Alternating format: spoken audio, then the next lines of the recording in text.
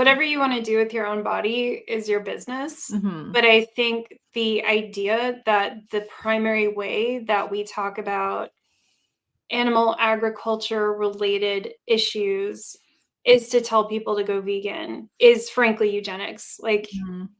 change my mind. You know, my arms are literally crossed right now. Hi everyone. Ever since I put out my response to Mexi, I've been wanting to make a video about ableism and answer the question, is veganism ableist? Because according to Mexi, the belief that everyone can and should be vegan is ableist. My video, where I questioned the validity of her scientific claim that she and many others need meat to be healthy, was apparently ableist. Recently, Mexi did a live stream on her channel A Little to the Left with her friend Nick, who some of y'all might know from Pink Spots, formerly Bitchy Shit Show, formerly Vegan Warrior Princesses Attack. I want to say one nice thing before roasting these people. I gotta give it to them for the creativity. A Little to the Left for a podcast about sex and politics. Also, Bitchy Shit Show is such a great name, I want to steal it. Anyway, in this particular stream, they both talk about their experiences with eating disorders. But a huge focus in the episode is on veganism being ableist propaganda. Wild claims were made. So I thought, what better way to address this topic than a classic response video? But before we dive in, I want to acknowledge that ableism does creep its way into the vegan movement. Criphumanimal is a great account to follow to learn more about ableism, and how you might be unknowingly perpetuating it in your activism. In her blog post titled, "Veganism Isn't Ableist, but unfortunately some vegans are," she provides examples of ableism in the vegan movement, including organizing events that are not accessible, claiming that you need to be fit and healthy to be a good representative for veganism, using ableist language such as meat-tard, medication shaming, and presenting a vegan diet as a miracle cure-all. As demonstrated, vegans can certainly be ableist in their advocacy. But oftentimes, accusations of ableism from carnists like Mexi and Nick are disingenuous. Let's get into it. Crucial to their argument is the idea that meat is necessary for their health. Yet nowhere do they present evidence that meat is necessary for their health, apart from anecdotal evidence, which is not scientific evidence. Anyone who cannot admit this is not a scientifically minded person, and should not be taken seriously when it comes to science-related topics like nutrition. Nick admits she is no longer vegan and says this. I do consider my veganism part of my disordered eating past for reasons that we'll get into today. Mm-hmm. So I consider myself in recovery from veganism as well. Through the ethical side of veganism, well, and also the health side, I developed orthorexia. Mm-hmm. Very bad Mm-hmm. against all animal products. And I know any vegans on the stream are probably like, well, why is that bad? Isn't it great that you're repulsed by animal products? Well, no, not if you need to eat them.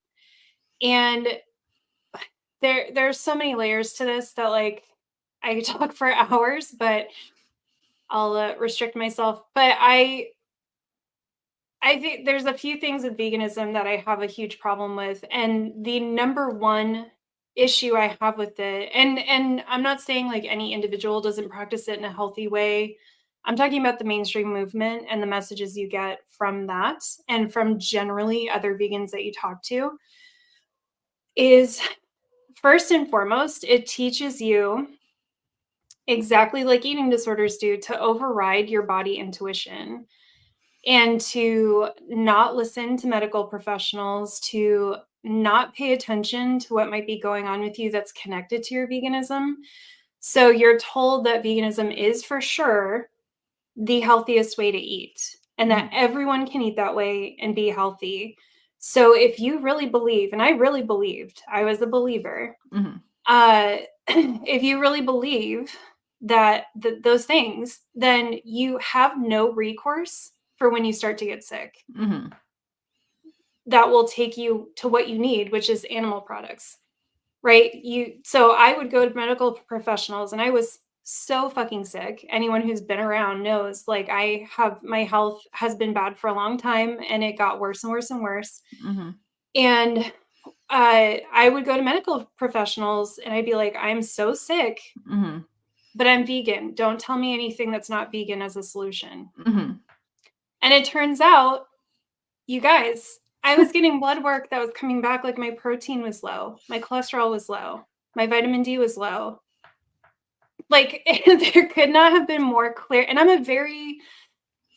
a relatively intelligent person, and I'm very much like, I've had a special interest in health my whole life, and I'm very good at putting things together and problem solving. And I was like, I don't know what's happening. I don't know why this is happening. Like, it never occurred to me to be like, oh, my protein's low because I'm eating a low protein diet. I'm eating a diet that is low in bioavailable protein. So maybe I need to go eat protein that's more bioavailable. Maybe I need to eat more protein that I can like absorb. And I had all kinds of gut health issues, which make absorption of, nutrients worse, that probably were from my eating disorders on top of other things like stress. And so that is my biggest problem with veganism. And to me, the connection between that and an eating disorder is like, when I was anorexic, I had to learn to brute force overcome my body screaming for food and my body telling me what it needed. And then when I was vegan, I had to do the same fucking thing. I used to have dreams of fried chicken, and I would wake up and feel guilty, like I had eaten it, and I would feel sick about it the whole day because I had a dream about the food that I needed, not necessarily fried chicken, and I would find myself standing in the fridge like 10 times a night. I would go and open my fridge, and I would just stand there because my body was like, I need something, and nothing in my fridge was what I needed. And so often I would have this taste in my mouth, like what I wanted was cold chicken, but like I didn't have chicken because I was vegan. So I would just try eating like 100 different things. And I put on so much weight being vegan, which, again, not to be fat phobic, but it was like, I was like, something is wrong with me. I feel so dissatisfied all the time. And yet I am eating so much because that's what they tell you is like, eat all you want. It's an abundant diet, like you can eat all these things. And also you need to eat all these things to get enough protein. So I was eating, and I was eating a high protein diet. I was eating extremely high protein diet. I was eating like cans of beans every day. I was eating tofu. I was eating tempeh. Like, I was eating very high whole foods, plant-based diet, and just getting more and more sick. I had diarrhea like 7 times a day, and veganism teaches you that shitting all the time is good and normal. No, it's not. Babies, if any of you are shitting 7 times a day, that's not normal or good. Sorry, it's not, especially if half your food's coming out undigested. That is not good. So there's just so much about it that like there's so much to talk about, like if veganism is even the solution it purports to be, but that's a separate conversation. But what bothers me about vegan propaganda, vegan rhetoric, is that nowhere in there do you make space to allow people to still be able to tap into what they need and do that. I've heard vegan after vegan after vegan be like, oh, you just need to supplement with this, or you just need to do this or that, or you just need to eat this way. No one's ever said, maybe you just need to eat meat, Yeah. And even the people who fortunately had enough intuition to say, like, I tried veganism and it didn't work for me, they're like, vegans talk shit about them or gaslight them constantly. Yeah, I mean, it's difficult because it's like, okay, I obviously, like, we both were ethical vegans, and I was also concerned for the environment. So I understand that there's a lot of other reasons that people are doing that other than, this kind of having strict rules and policing whatnot. But as you said, like, the way that it does teach you, like, the propaganda of like, don't listen to your doctor, and like, only and like, this is definitely not the issue, right? Because it's like yourself, myself. I mean, I did a show with Ash. I don't know. Maureen had said that it would be fine if I shouted it out, on Well, I guess the you just podcast. did. So I guess I kind of just did, but like, because all of us at the same time we're dealing with autoimmune conditions, like just the whole gambit. Like, we were just like thyroid issues, sick as reproductive fuck. issues, Yes. hormonal issues, Blood sugar, insulin I lost issues. all my fucking muscle. All my muscle's gone. I'm trying to rehab my body right now, but I literally was losing muscle because I didn't have enough protein and muscle wasting. And still it wasn't like, oh, I need meat, or, you know, like, this is veganism here. The idea that you're in recovery from veganism, an ethical stance against animal exploitation, is nonsensical. It's like saying you're in recovery from sobriety. I acknowledge the fact that some people use veganism as a cover for their eating disorder, but that does not mean veganism is an eating disorder, nor does it mean that veganism is incompatible with recovery. Mexi and Nick admit later on in the episode that restriction is not inherently bad. They both restrict processed sugar, acknowledging the negative health outcomes associated with it. I don't understand why ex-vegans and keto advocates accept the scientific consensus when it comes to refined sugar, but reject the scientific consensus when it comes to things like saturated fat, red meat, legumes, and whole grains. It was the scientific method that led us to these conclusions. It was the same group of experts evaluating the science that made recommendations to limit both refined sugar and saturated fat. So why are y'all simultaneously trustful and distrustful of their conclusions? What makes the findings on refined sugar so compelling to you? And what makes the findings on animal products so uncompelling?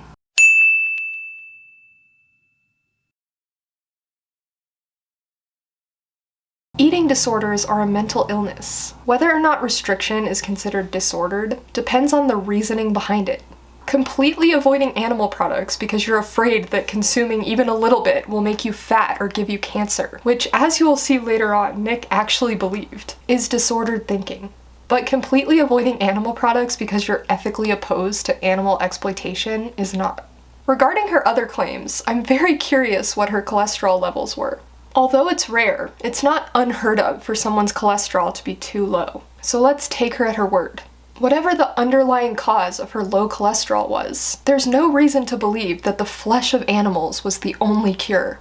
Animal products are not the only foods that raise cholesterol. Same goes for vitamin D deficiency. 50% of the population has insufficient vitamin D levels. Was she supplementing daily? She doesn't say. She claims she was losing muscle mass because she wasn't getting enough bioavailable protein, despite eating a whole foods plant-based diet that was high in protein. But later in the episode, she opens up about her struggle with a processed food addiction, where she would binge on junk food and play video games all night. So forgive me for being a little bit confused. Like, could it be that you lost muscle mass because you stopped exercising? Could it be that your protein levels were low because you were binging on processed food, which is typically high in sugar, fat, and salt, and low in protein? Or could it be that your protein levels were actually fine, just not according to the naturopathic doctor you went to? Who knows? Her claim that veganism teaches you that having diarrhea 7 times a day is normal is the biggest straw man I've ever heard. This is right on par with Mexi's claim that a significant number of vegans think losing your period is a good sign. And lastly, veganism does not teach you to ignore medical professionals. It teaches you to use discernment. Not all medical professionals know what they're talking about when it comes to nutrition. But most registered dietitians are supportive of plant-based diets, because the body of scientific research we have on nutrition is overwhelmingly supportive of plant-based diets. Vegans are constantly pointing to the position statement of the Academy of Nutrition Dietetics, the largest body of nutrition professionals in the world, as well as other reputable orgs like the World Health Organization. Whereas ex-vegans are pointing to themselves, their friends, and random-ass doctors, usually of the naturopathic quack variety.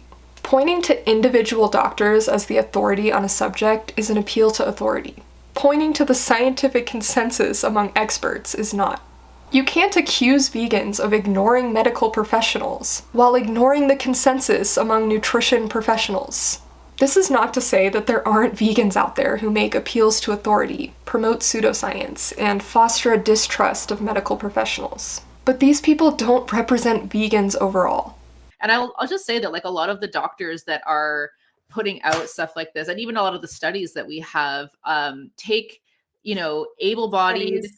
yeah, but like able-bodied white men are the people that they're looking at. And a lot of these doctors are able-bodied white men. And they're like, well, I've been vegan forever. And I'm like, yeah, like our hormones are different. Like our bodies are different. It's because it's working for you doesn't mean that this is like the healthiest thing for every single body. You know what I mean?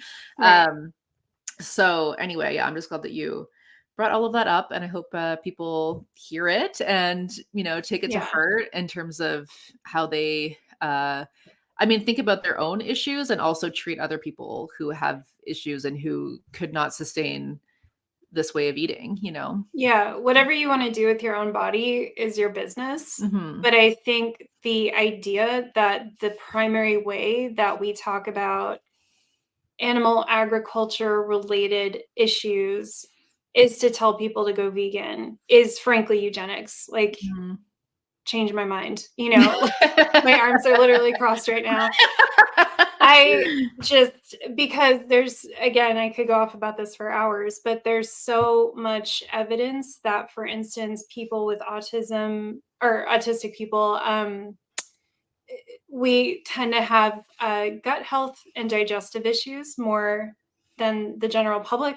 There could be many reasons for this. Stress would be one of them, I would guess, and also the fact that a lot of autistic people have issues with restrictive eating, in the sense that a lot of us will eat the same thing every day or will only eat certain foods Mhm. as a sensory thing. Outside of, like, we might also have an eating disorder or something else.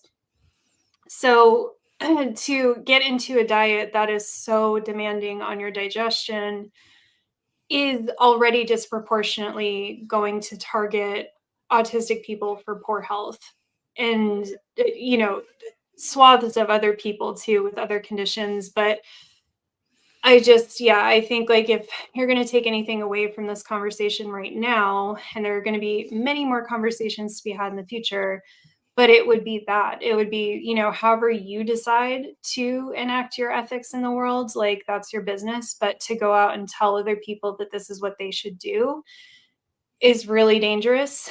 And especially because the issues with veganism tend to appear over the long term. Mhm. So it's some people, like, I have a good friend of mine tried to be vegan for years because me and my best friend, the three of us were really close, like, we're vegan, but he knew, like, immediately that it was not working for him. Mm. But he kept trying, and he Mm. suffered, like, years of being fatigued and having health issues because of it.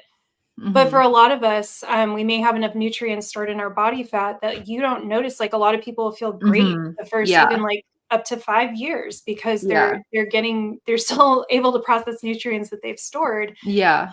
But you can't, I mean, it's very serious. You can get really long-term issues, and, like, for me, it seems like I can't tolerate plants anymore, like, Mm. at all, Mm. really. So it's more than just, like, try it, and if it doesn't work for you, then, like, get off of it, because it's just more complicated than that. And then also, if you get into veganism, you're gonna be brainwashed into not paying attention to the fact that it's not working for you. Mhm. So until we change that dynamic, I think, like, plant-based eating has to be the last thing that we're talking about when we're talking about how we fix the environment. I think we need to focus on other solutions and other things we can do. Mexi discounts nutrition science, claiming that a lot of these studies were only done on able-bodied white men. Care to back that up? It's true that the field of nutrition is very white due to structural barriers to higher education, but to suggest that prominent plant-based doctors like Greger, Esselstyn, Barnard, Ornish, Campbell, etc. are basing their recommendations off studies that are conducted on primarily able-bodied white men is demonstrably false. The China study, hello! The Blue Zone studies were done on populations around the world. The Nurses' Health Study participants were majority women. Does she think so little of scientists that they are so careless as to only conduct studies on able-bodied white men? Nick says the classic carnist talking point, whatever you want to do with your body is your business, completely disregarding the victims of such decisions. What about their freedom to do what they want with their bodies? Then she drops the hottest of hot takes. Telling people to go vegan is eugenics. Insisting that many autistic people are incapable of being vegan healthfully due to sensory issues and whatnot is so infantilizing. Expecting autistic people to meet basic ethical standards is not ableist. The infantilization of people with autism, Down syndrome, etc. is what is truly ableist.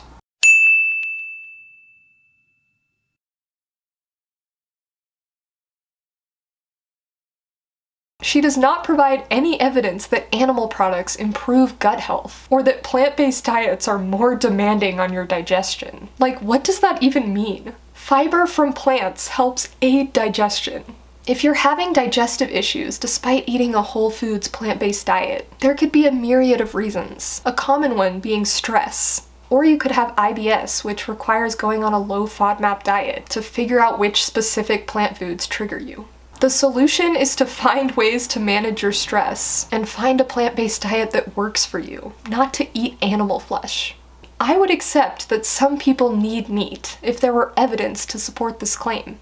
If there were specific conditions that required the consumption of animal products, these people could still be vegan, so long as they were eating the minimum amount necessary and avoiding animal products as far as possible and practicable. We could push for lab-grown meat to support these people's needs. But so far, I have yet to see compelling evidence that such conditions exist, with the exception of being allergic to gluten, soy, peanuts, and tree nuts simultaneously. I can accept that a fully plant-based diet is not exactly feasible for such people in the current world we live in. But they can still be vegan as long as they're avoiding animal products as far as possible and practicable. Veganism is inherently accessible to everyone because of the qualifier as far as possible and practicable. Therefore, everyone can and should be vegan. Mexi and Nick are surely aware of this qualifier, yet they have chosen to abandon the vegan label, perhaps because they know vegans would push back on their claims of necessity. But if they truly believe animal products are necessary for them, and they truly care about animals, why not argue that they're still vegan and present evidence for their necessity claims? I think the reason is that they're not actually committed to the vegan ethic. They don't actually believe in animal rights. They are speciesist. Nick repeats the same sentiment from earlier. However you decide to enact your ethics in the world is your business, but telling other people what to do is really dangerous. So should we stop advocating for human rights? Should we just lead by example and not kill and rape people, rather than demand that others not rape and kill people? This mind your business attitude is what is truly dangerous. We should speak up in the face of injustice, not shut up and mind our business. She says issues with veganism appear over the long term. Again, with no evidence, just an anecdote. She then says, for me, I can't tolerate plants anymore, like at all. Which leads me to believe she's on a carnivore diet, or close to it. Which explains why she now insists that plant-based diets are the last thing we should be advocating for the environment. She's been drinking the carnivore Kool-Aid. I don't know her, so I can't say anything definitive here, but it sounds like she may not be on the road to recovery like she says she is. Carnivore diet advocates display very disordered eating behaviors. Also, all of the ethical stuff can also still be a problem for autistic people because we're very, generally as a people, very ethical.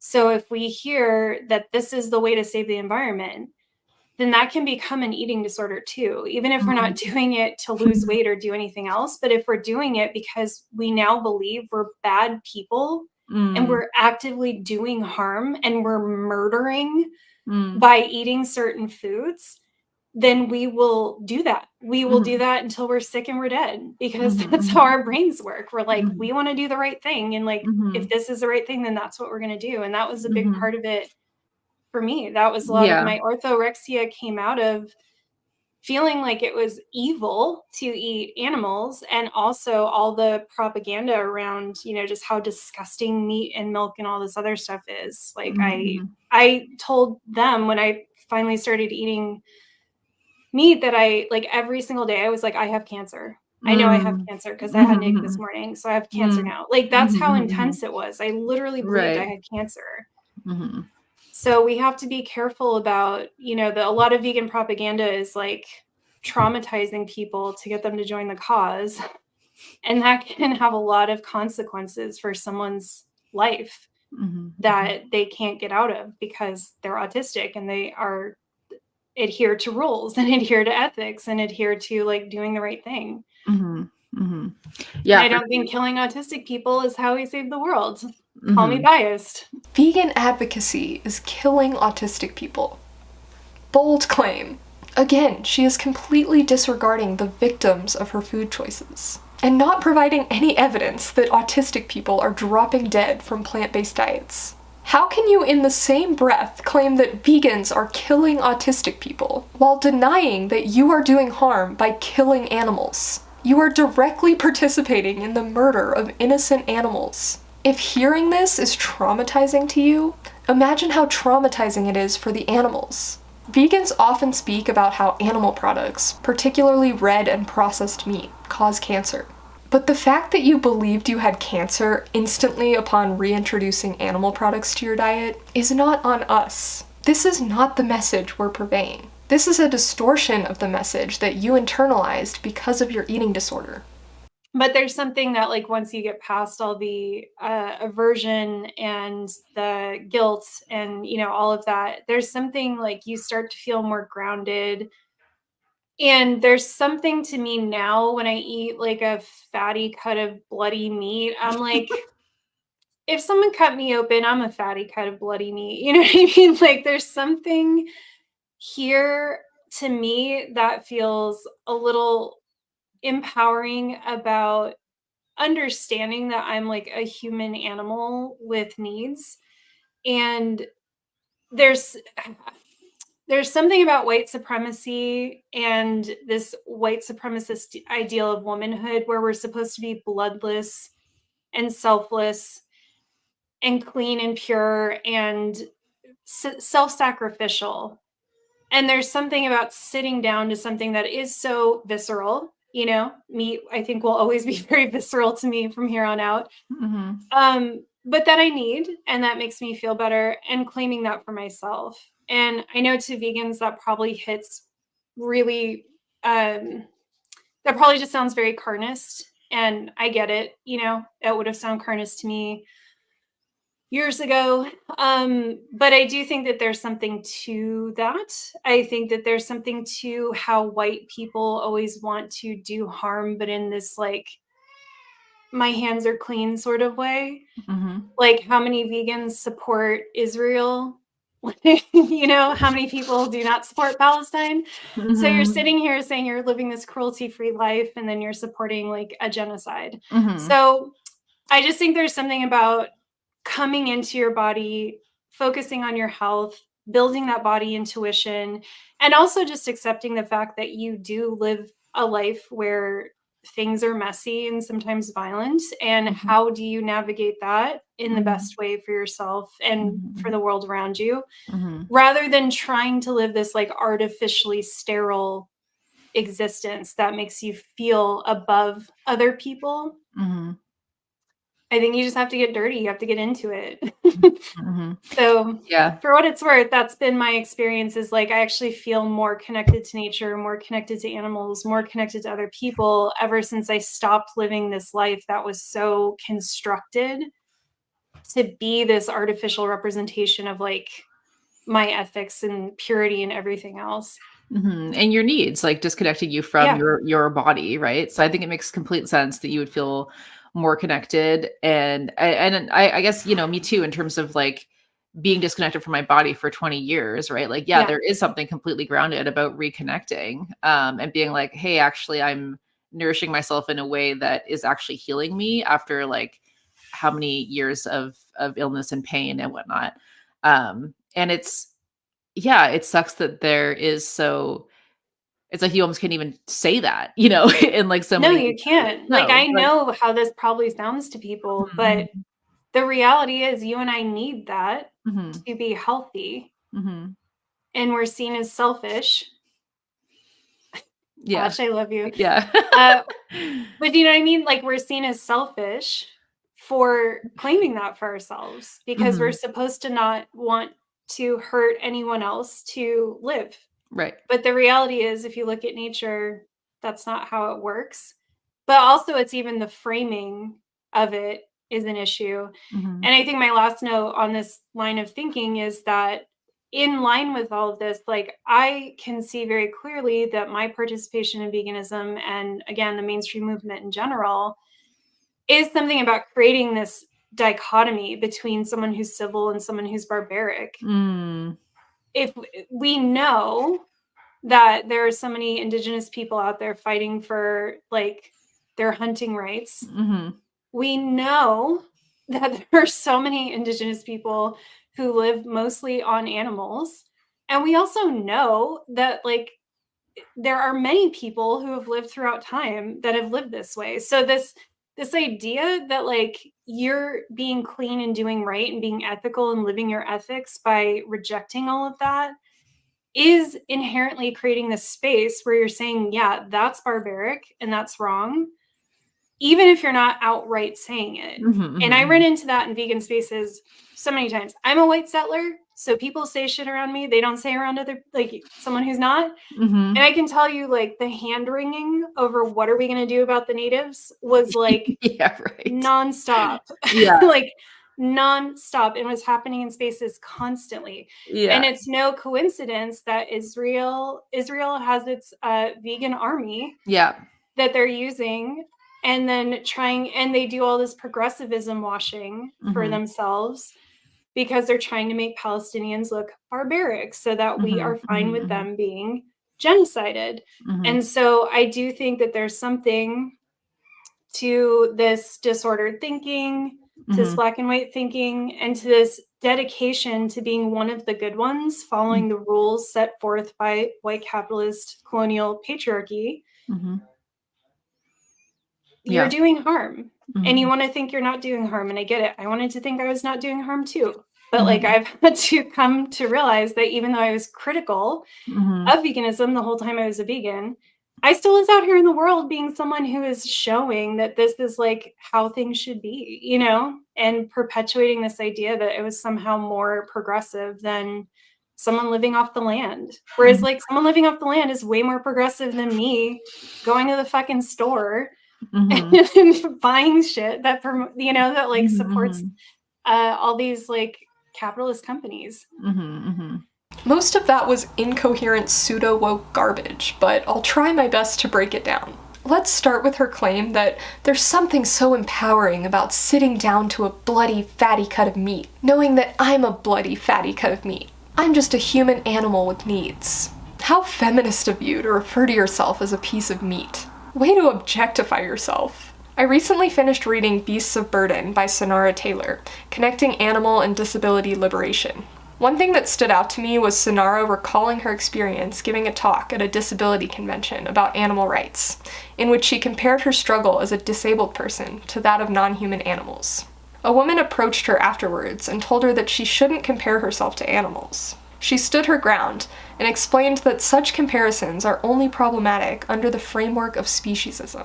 Of course it is ableist to compare disabled people to animals, if you view animals as less than. But if you view animals as equals, as she does, there's no ableism in such comparisons. Nick is animalizing herself in an attempt to justify her meat consumption. This is not only speciesist, it's ableist. If you believe that you're just a bloody, fatty cut of meat, then you should see no moral issue with killing people. After all, they're just bloody, fatty cuts of meat. And in a world where killing people is permissible, disabled people would be targeted due to their vulnerability. Surely, though, Nick would take issue with eating disabled people. Her position is inconsistent. She says, I know to vegans this sounds very carnist. It would have sounded carnist to me a few years ago, but there's something to it.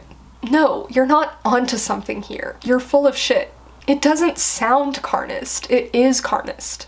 And what is this claim that white people want to do harm in a my hands are clean sort of way? How many vegans support Israel? For the record, I am fervently against what Israel is doing to Palestinians. Most of the vegans I know are calling for a ceasefire.